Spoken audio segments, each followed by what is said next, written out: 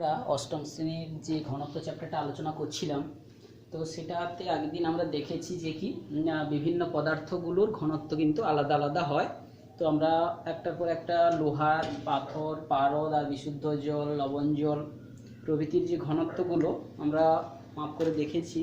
যে লোহার ক্ষেত্রে যেখানে 8.1 গ্রাম পার সেমি কিউব, কিংবা পাথরের যে ঘনত্বটা আমরা যেটা বের করেছিলাম সেটা দেখেছি যে 3.05 গ্রাম পার সেমি কিউব, কিংবা হচ্ছে পারদেরটা আমাদের যেটা অ্যাকচুয়ালি বেরোনোর কথা ছিল 13.6 গ্রাম পার সেমি কিউব, তো সেটা এখানে আমাদের বেরিয়েছে 13.4 গ্রাম পার সেমি কিউব। আর বিশুদ্ধ জলের ক্ষেত্রে যে জলের ঘনত্বটা যেটা আমরা জানি 4 ডিগ্রি সেন্টিগ্রেড উষ্ণতা প্রায় 1-এর কাছাকাছি হয়, তো টেম্পারেচার একটু বেশি রয়েছে, জেনারেলি একটু ঘনত্বটা কমে গেছে 0.96 গ্রাম পার সেমি কিউব।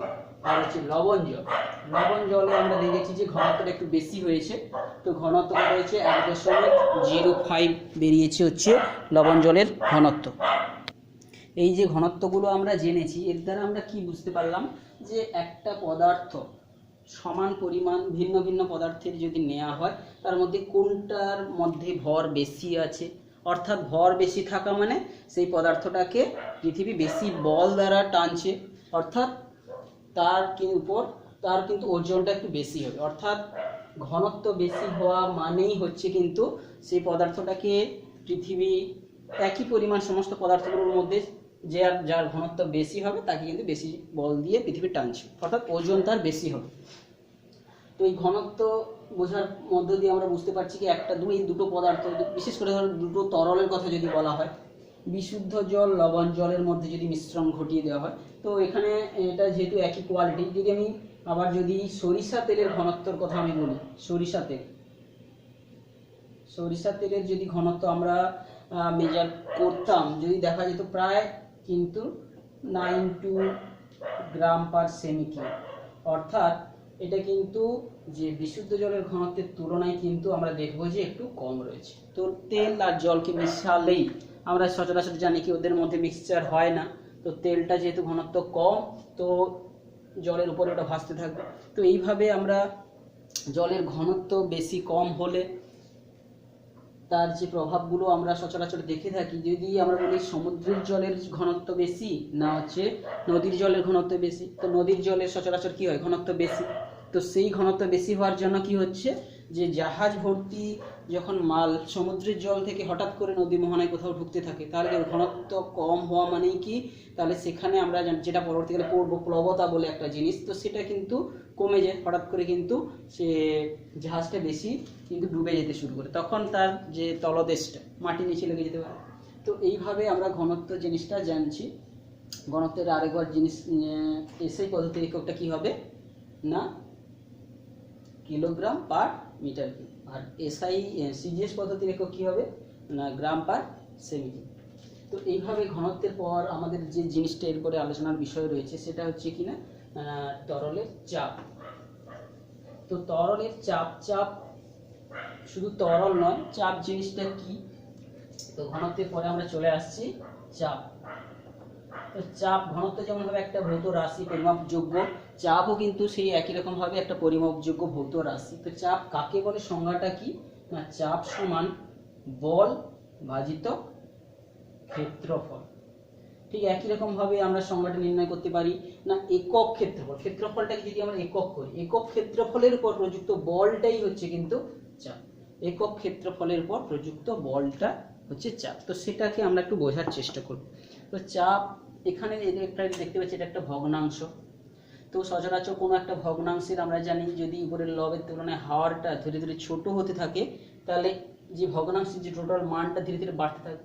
একটা উদাহরণ দিয়ে বলছি, ধরো 2/5 একটা ভগ্নাংশ, প্রকৃত ভগ্নাংশ 5 হচ্ছে, এখানে ক্ষেত্রফলের সোজাসুজি আমি যদি মনে করি ক্ষেত্রফলটা 5, তো এইটার তুলনায় আমি যদি বলি 2/4, তারপরে বন্ধ হচ্ছে 2/3, কোন মানটা বেশি হচ্ছে, 2/5 বড় না 2/4 বড় না 2/3 বড়, কোনটা বড়, 2/3 বড় ভগ্নাংশ।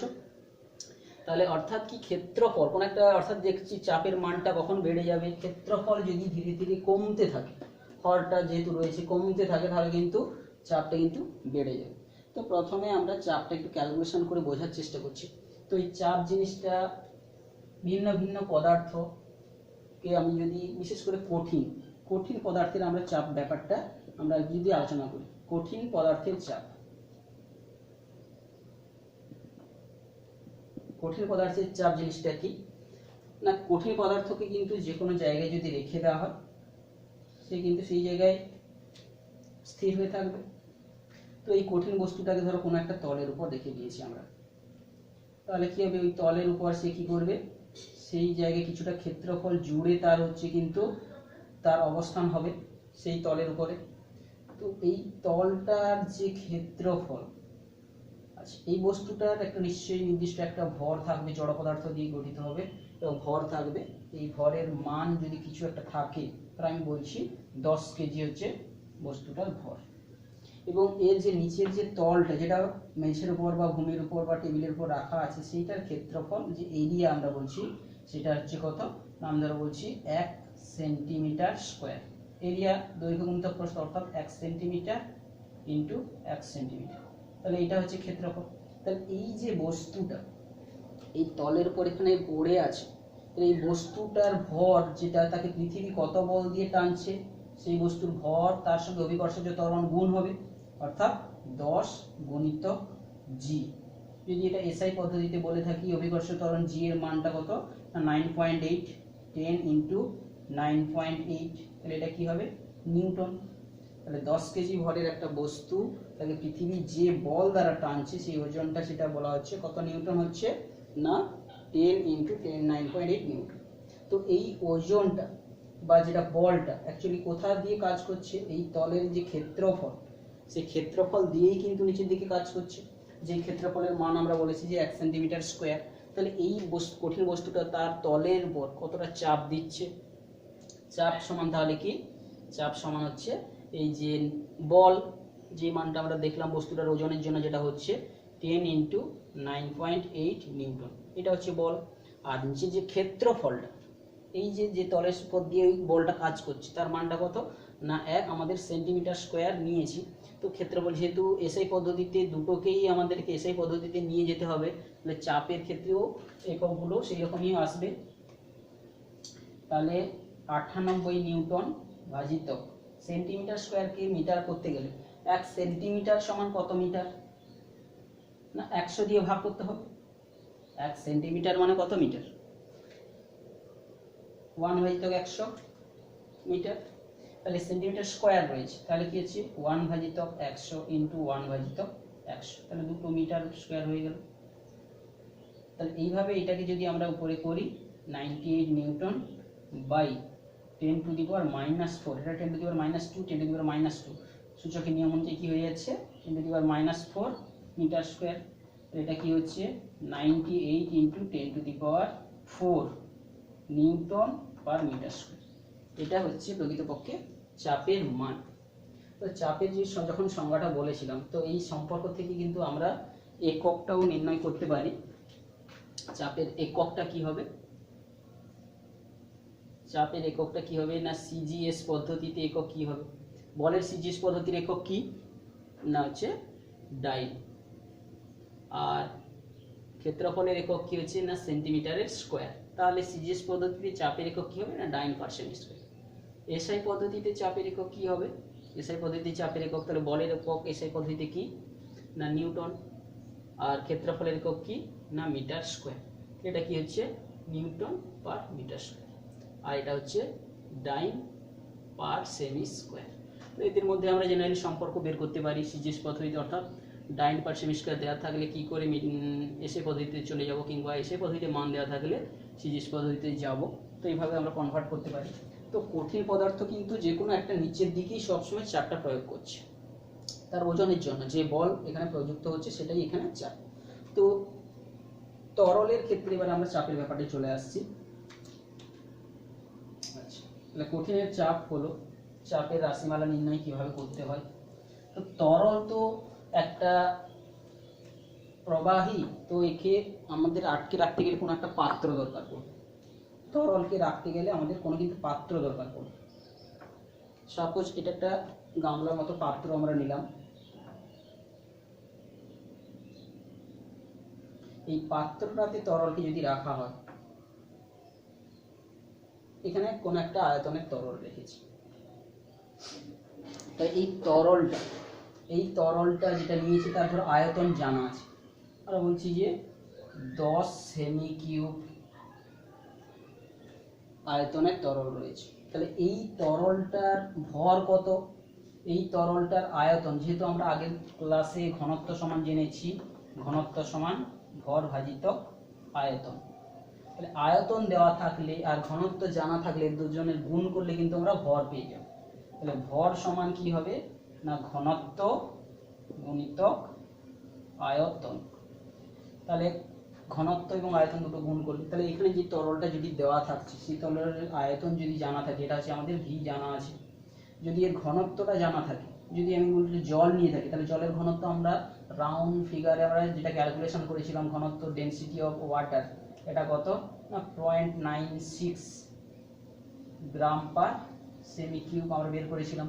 তাহলে এই যে আয়তনের সঙ্গে ঘনত্ব গুণ করলে এখানে যে জলটা রয়েছে তার ভর কত, এর ভরটা কত বেরোবে না ভি ইন্টু রো, এই যেটা আয়তনের সঙ্গে ঘনত্বের গুণ, তাহলে এখানে 10 সেমি কিউব ইন্টু 0.96 ধরো গ্রাম পাওয়ার সেমি কিউব। এই সেমি কিউব আর সেমি কিউব প্লাস 3 মাইনাস 3 কেটে ক্যান্সেল হয়ে যাবে, তাহলে জি থাকবে, অর্থাৎ 10 ইন্টু 0.96 গ্রাম নিয়ার আউট, তাহলে 9.6 গ্রাম। তো আমরা জলের ঘনত্বটাকে সচরাচর এক ধরে থাকি, জলের ঘনত্বকে 1 গ্রাম পার সেমি কিউব, এটা আমরা ধরে যদি করি এটা বেরিয়ে যেত কত 10 গ্রাম। তো আমরা কোনো তরল যদি আয়তন নেওয়া থাকে, তার যদি ঘনত্ব জানা থাকে, তাহলে তার আমরা ভরটা জেনে নেব। তাহলে এই ভরকে আমরা জানলাম এর আগের যে আলোচনাতে, যে ভরটাকে পৃথিবীর যে বল দ্বারা টানবে ওজন, সেই ওজনটা কাজ করছে তার mg।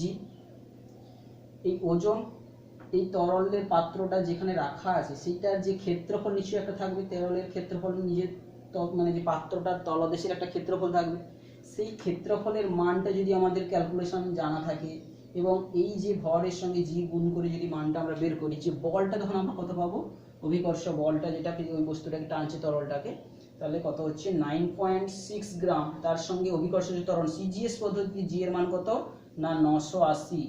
তাহলে এই ক্ষেত্রে কি হচ্ছে, এটা ছিল গ্রাম ইনটু এই যে এককটা হচ্ছে সেন্টিমিটার পার সেকেন্ড স্কয়ার, তাহলে এটা আমরা গ্রাম সেমি পার সেকেন্ড স্কয়ার এটা কি জানি না ডাইন, তাহলে হয়ে যাচ্ছে 9.6 ইনটু 980, এটা হয়ে যাচ্ছে ডাইন।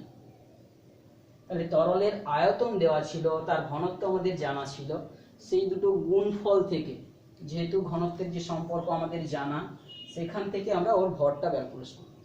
ভরটা ক্যালকুলেট করার পরে তাকে পৃথিবী যে বল দ্বারা টানছে সেটার দ্বারা আমরা ওজন বা বল একটা, সেই বলটা আমরা পেয়ে গেলাম। এবং ওই বলটা কোথায় কাজ করছে না তরলটা যে পাত্রে রাখা আছে সেই পাত্রের তলদেশের যে ক্ষেত্রফল সেটা দিয়েই কাজ করছে।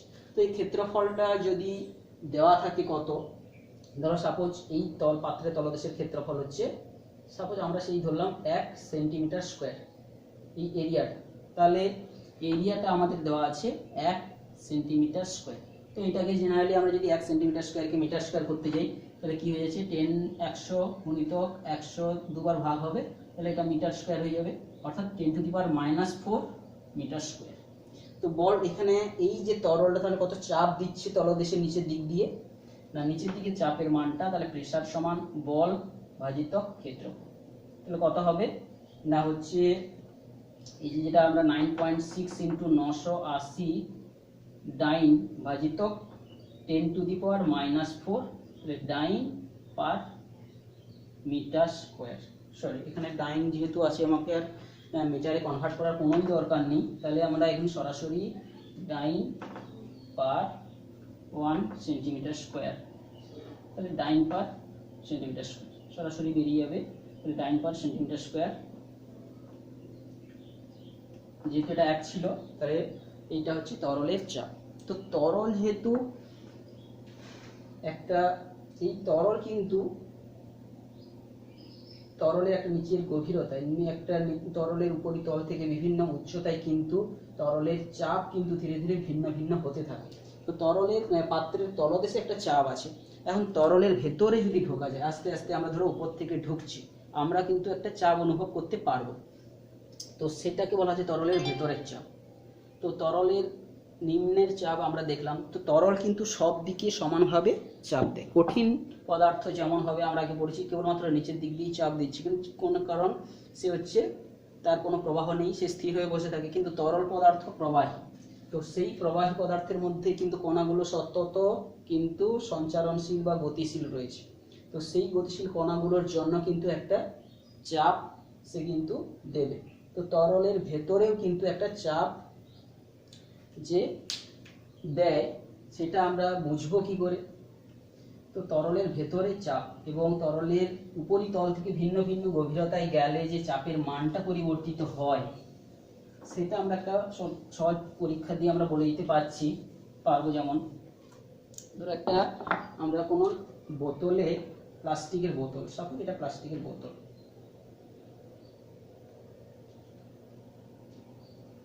এই প্লাস্টিকের বোতল আমরা জল ভর্তি করেছি, দিয়ে এটা একটা টেবিলের উপর রাখা আছে। এইটাতে আমি ধরো কানায় কানায় এতটা জল ভর্তি করা আছে। এই পাত্রতে যদি এখানে একটা ছোট্ট ছিদ্র করে দিই, তাহলে ছিদ্র করে দিলে কি হবে? দেখো যে জলটা স্পিডে এরকম পড়তে থাকবে। কিন্তু যদি আমি একটু গভীরতায়, যে উপরিতল থেকে একটা নির্দিষ্ট গভীরতায় ছিলাম, তারপরে আর একটু বেশি গভীরতায় আমি যদি ছিদ্র করে দিই, দেখবো যে তরলটা আরো একটু স্পিডে তার গতিতে পড়ছে। অর্থাৎ আমরা বুঝতে পারছি এই জায়গায় নিশ্চয়ই বলটার পরিমাণ বেশি, বলেই তীব্র যে গতিতে যাচ্ছিল, এখানে তার তুলনায় আরো বেশি বল প্রযুক্ত হচ্ছে তরলটার উপরে, সেই জন্য তরলটা যাচ্ছে। যদি আরো একটু নিচের দিকে ছিদ্র করি একটা অন্য গভীরতায়, তাহলে অর্থাৎ এগুলা মানে আমি বলছি কি, যখন এটা করা আছে তখন এগুলো নেই, একটার পর একটা আমরা ভাবছি। তো ধরো এগুলো কোনোটা নেই, এখানে করা আছে, তখন দেখো যে ছিদ্রটা আর একটু বেশি তরলটা ধরে যাচ্ছে। এইবারে কিন্তু আরো একটু ছিদ্র নিচের দিকে করলে দেখা যাচ্ছে আরো বেশি দূর গেছে। তো এইভাবে আমরা যদি দেখি, তাহলে এটা অবজার্ভ করি, তাহলে ভিন্ন ভিন্ন গভীরতায় গেলে, এটা ধরো H1 গভীরতায় গিয়েছিলাম, এটা H2 গভীরতায় গিয়েছিলাম, আরো ধরো মানগুলো বলছি, ধরো এটা 5 সেন্টিমিটার গভীরতায় গেছিলাম, এটা ধরো 10 সেন্টিমিটার গভীরতায় গেছে, এটা হচ্ছে 15 সেন্টিমিটার গভীরতায় গেছে, H সমান বা H3 সমান হচ্ছে 15 সেন্টিমিটার, বা এটা হচ্ছে একেবারে গেছি হচ্ছে 25 সেন্টিমিটার। তো দেখা গেছে যে ভিন্ন ভিন্ন গভীরতায় গেলে এই জায়গায় তরলের পর বলটার মান প্রচুর হচ্ছে। অর্থাৎ এখানে চাপটা নিশ্চয়ই বেশি, এই একক ক্ষেত্রফলের পর যে বলটা বেশি হওয়ার জন্য তার গতিবেগ বেশি হচ্ছে তরলটা। তাহলে এর দ্বারা বোঝা যাচ্ছে তরলের ভেতরে কিন্তু চাপটা ভিন্ন ভিন্ন উচ্চতায় কিন্তু ভিন্ন ভিন্ন পরিমাণ কাজ করে। তো সেটা তাহলে কিসের উপর নির্ভর করছে? যে উচ্চতার উপরই নির্ভর করে, পদার্থটার পরিমাণের উপর নির্ভর করে না। সেটা বোঝানোর জন্য আমি এই একই পরিমাণ তরলকে সাপোজ ধরে বলছি একটা বড় গামলায় নিয়েছি, ঠিক আছে? এই যে বোতলের ভিতরে যে জলটা, যে পরিমাণ তরল ছিল, তাকে আমি এইটাকে এখানে সাপোজ ঢেলে দিয়েছি, ঠিক আছে?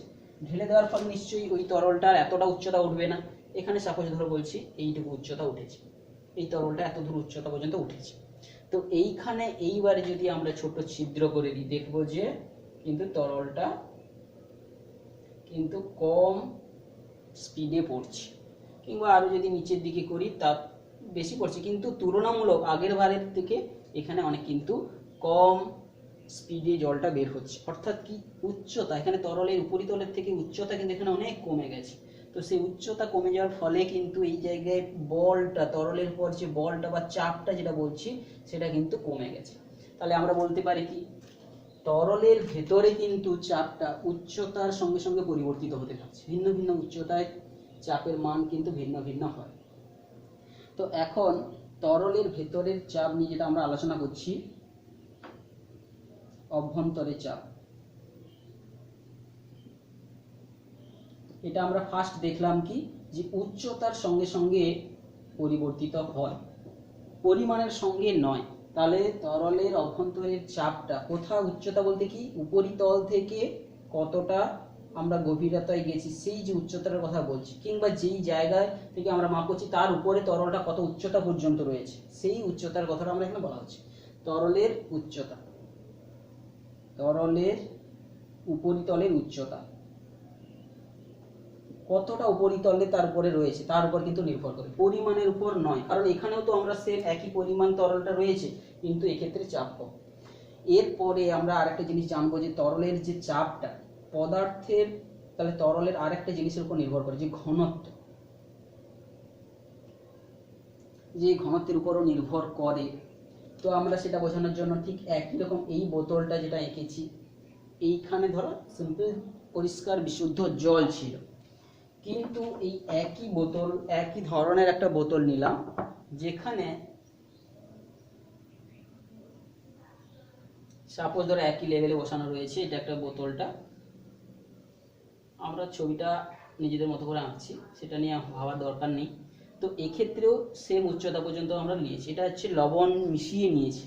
আমরা আগের ক্লাসে দেখেছি যে লবণ মিশ্রিত জলের ঘনত্ব কিন্তু বেশি হয়, অর্থাৎ আমরা ঘনত্বের, তরলের ভিন্ন ভিন্ন ঘনত্বের তরল ধরো আপাতত নিচ্ছি।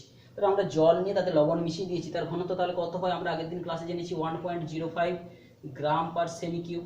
আর আমরা বিশুদ্ধ জলের ঘনত্বটা আমরা দেখেছিলাম 0.96 গ্রাম পার সেমি কিউব। তো আমরা রাউন্ড ফিগারে একটু, অর্থাৎ কম, এটার একটু বেশি।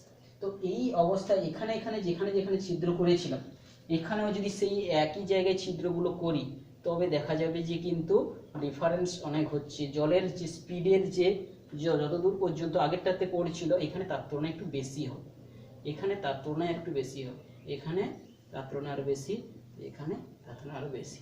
তো এইভাবে আমরা দেখতে পাচ্ছি যে এই গতিবেগের পার্থক্য থেকে আমরা বুঝতে পারছি সেখানে বল প্রযুক্ত হচ্ছে ভিন্ন ভিন্ন পরিমাণে। এইটার তুলনায় এখানে বেশি বল হচ্ছে, কারণ এখানে বেশি দূরে পর্যন্ত জলটা এসছে, এখানে আরও বেশি দূরে এসছে। তাহলে এর দ্বারা বোঝা যাচ্ছে যে ঘনত্ব বাড়লে তরলের কিন্তু চাপের মানটা বাড়ছে। তরলের ঘনত্বের সঙ্গে তাহলে চাপের একটা সম্পর্ক, যত বেশি বেশি ঘনত্বের তরল নেব তার চাপ তত বেশি বেশি হবে, বোঝা গেছে। তাহলে আমরা দেখতে পাচ্ছি তরলের ভেতরে চাপ ঘনত্বের সঙ্গে, তরলের ঘনত্বের সঙ্গেও নির্ভর করে। তাহলে দুটো বিষয়ের উপর নির্ভর করে, এক হচ্ছে উচ্চতা এইচ, আর হচ্ছে কিন্তু ঘনত্ব বা রো, আর সেই জায়গার অভিকর্ষজ ত্বরণ একটা কিন্তু সেইখানটায় কাজ করবে, সেই জায়গার অভিকর্ষজ ত্বরণ, তিনটা জিনিসের উপর নির্ভর করবে। অর্থাৎ কোনো জায়গায় তরলের চাপটা, যে রাশিমালাটা আমরা পাবো, তরলের উচ্চতা, তরলের ঘনত্ব এবং ওই জায়গার অভিকর্ষজ ত্বরণ, অভিকর্ষজ ত্বরণের উপর কিন্তু নির্ভর করবে, বোঝা গেছে। আমরা তরলটাকে তাহলে যদি আমরা ধরি এই গোল তলের মধ্যে কতটা আয়তনের তরল আছে, সেই মাপ করার জন্য কিন্তু আমাদের উচ্চতাটার প্রয়োজন হয়। সেই উচ্চতা যেমন কি, অর্থাৎ এর আয়তন যখন বের করব, এই তরলের ভর যখন, আবার তাহলে চাপ বের করার যে সূত্র হচ্ছে বল বাই ক্ষেত্রফল, সেই সূত্র থেকে যদি আমরা করতে চাই, চাপ সমান বল গুণিতক বল ভাজিত ক্ষেত্রফল, এটা তো আমরা এই সূত্র জানতাম। তো এখানে এটা আলাদা হয়ে গেল কি করে না, সেটা আমরা যদি বল বার করি, তাহলে এই তরল এখানে যে পরিমাণ ভর রয়েছে তার মানটা কত এবং তাকে কত বল দ্বারা পৃথিবীটা আনছে, সেইটাকে তার ক্ষেত্রফল দিয়ে ভাগ, অর্থাৎ একক ক্ষেত্রফল দেওয়া। এই জায়গায় বল বলতে কি, এই জায়গায় যে তরল পদার্থ রেখেছি তার যে ওজনটা যেটাকে বলা হচ্ছে, সেটা কতটা এর আয়তন, ভি হচ্ছে যদি আয়তন হয়, আয়তনটা তরলের এই আয়তনটা কি, নিচের ক্ষেত্রফল, আয়তন গুণিত ঘনত্ব, এটা গুণ করলে কি বেরোবে, এটার ভর বেরোবে। ভরের সঙ্গে অভিকর্ষজ ত্বরণ যদি গুণ করি, পৃথিবী কত বল দ্বারাটা আনছে সেটা বেরোবে, আর নিচে হচ্ছে ক্ষেত্রফল এরিয়া। এখন এটার আয়তন বের করতে গেলে এর যে ক্ষেত্রফল আমরা বলছি এরিয়া এ, তাহলে এই আয়তন সমান কি, ক্ষেত্রফল গুণিতক উচ্চতা, এটা যদি বলছি এটা হচ্ছে উচ্চতা, এখান থেকে এটা উচ্চতা এইচ, তাহলে ক্ষেত্রফল গুণিতক উচ্চতা। আমরা যখন লম্ববৃত্তাকার চোঙ পড়বো, একটা চোঙের ক্ষেত্রফলের সূত্র কি, এই যে ক্ষেত্রফল গুণিতক উচ্চতা, এটা একটা চোঙের সঙ্গে তুলনা করে আমি যদি বলি, এই ক্ষেত্রফল গুণিতক উচ্চতা গুণ করলে হচ্ছে এর আয়তন, তার সঙ্গে রয়েছে ঘনত্বের গুণফল, তার সঙ্গে রয়েছে জি এর গুণফল, বাই নিচে হয়েছে ক্ষেত্রফল। সেই ক্ষেত্রফলের পর দিয়ে বল যেটা কাজ করছে, এই ক্ষেত্রফল কেটে যাবে, থাকবে কত, এইচ রো জি। তাহলে চাপের যে রাশিমালাটা আমরা পাবো টি সমান এইচ রো এবং জি। তো এইটা হচ্ছে তরল চ্যাপ্টারে তরলের যে চাপ ব্যাপারটা, সেটা আমরা একটু আলোচনা করলাম। তো আমরা যেহেতু জানলাম যে তরলের চাপটা উচ্চতা, ঘনত্ব এবং যে অভিকর্ষজ ত্বরণের উপর নির্ভর করে, যে পদার্থের ঘনত্ব যত বেশি হবে যে তরলে, তার চাপ তত বেশি হবে, বোঝা গেছে। তরলের ঘনত্ব, তাহলে তরলের মধ্যে পারদের ঘনত্ব আমরা যেটা বের করেছিলাম সেদিন, পারদের ঘনত্ব কত, 13.6 গ্রাম পার সেমি কিউব। তাহলে এর ঘনত্বটা সবচেয়ে বেশি, যেহেতু পারদের চাপটা বেশি হবে, অর্থাৎ কোন একটা নির্দিষ্ট উচ্চতার পারদ তার তলদেশে যে চাপ দিবে, নির্দিষ্ট জলের উচ্চতা, জল সেই পরিমাণ জল রেখে, এটা ধরো ওয়াটার রয়েছে H2, এটা রয়েছে H, তাহলে কার চাপ বেশি হবে? জলের। তো এটা নিয়ে আমরা পরে আলোচনা করবো আরো।